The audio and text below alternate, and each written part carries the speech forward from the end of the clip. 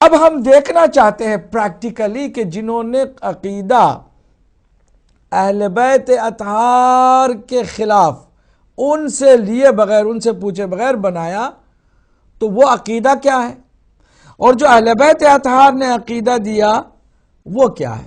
اب عقیدے کی پہلی جو سیڑھی ہے اور پہلا جو مرحلہ ہے وہ توحید ہے۔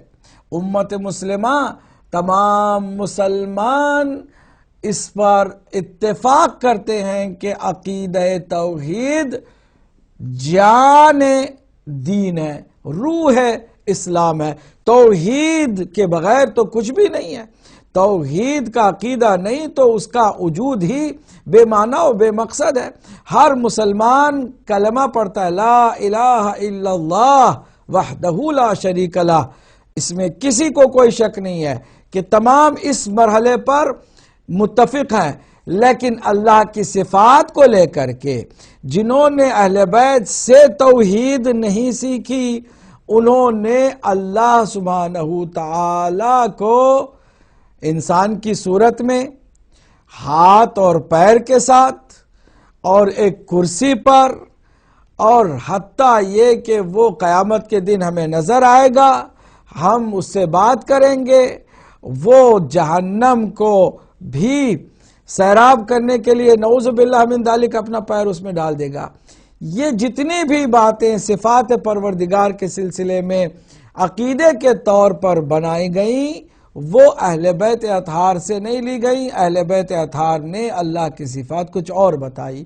ہم چاہتے ہیں یہاں سے اپنی بات کا پراپر آغاز کریں کہ اس سے ہم ایک ایک مسئلے کو سمجھیں اور پھر مذہب حق کو آسانی کے ساتھ جان لیں۔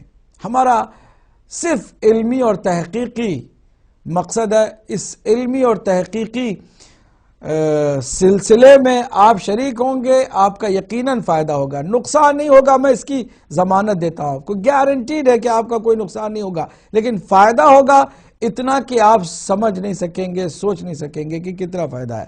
اس لیے ساتھ چلنے میں کوئی حرج نہیں ہے۔ جیسے کہ قرآن مجید کی آیت میں نے شروع میں پڑھ کے سنائی ہے کہ وہ بہترین بندے ہیں کہ جو ہر ایک کی بات سنتے ہیں۔ چلے ہماری بات بھی سن لیں، ہماری بات بھی سنیں۔ ایک طرف سے 72 فرقوں کا یہ عقیدہ ہے کہ نعوذ باللہ من ذالک اللہ دکھائی دے گا، قیامت کے دن لوگ اللہ کو اس کی ظاہری حالت میں دیکھیں گے، اور اپنی انہی سر کے نیچے جو آنکھ ہے انہی آنکھوں سے دیکھیں گے، یعنی ظاہری دید ہوگی۔ یہ عقیدہ بن گیا۔ اچھا، یہ عقیدہ کیسے بنا یہ تو ہم بعد میں بتائیں گے۔ اب اس عقیدے کے لیے گزشتہ ہم نے پروگرام میں صرف جلدی سرسری اس پر نظر ڈالی تھی اور حوالے نہیں دیے تھے۔ ہو سکتا ہے کوئی کہے کہ نہیں یہ تو عقیدہ ہے ہی نہیں۔ اب ایک ایسی کتاب کے جس کو قرآن کے بعد سب سے زیادہ معتبر بتایا گیا، اور وہ ہے صحیح بخاری۔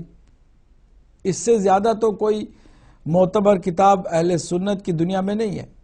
عالم تسنن میں چاہے وہ سلفی ہوں، وہابی ہوں، دیوبندی ہوں، اہل حدیث ہوں، بریلوی ہوں، کوئی بھی ہو، حتیٰ جو قادیانی ہیں وہ بھی صحیح بخاری کو، اس کتاب کو قرآن مجید کے بعد سب سے اتھینٹک مانتے ہیں۔ اب جو عقائد ہیں سب کے وہ اسی کتاب کا حوالہ دیتے ہیں، اور یہ کتاب عقائد اور اعمال کا سرچشمہ ہے۔ اب اللہ کی صفات کے سلسلے میں کہ اللہ کی صورت بھی ہے، اور حضرت آدم علیہ السلام کو اللہ نے اپنی صورت پر خلق فرمایا۔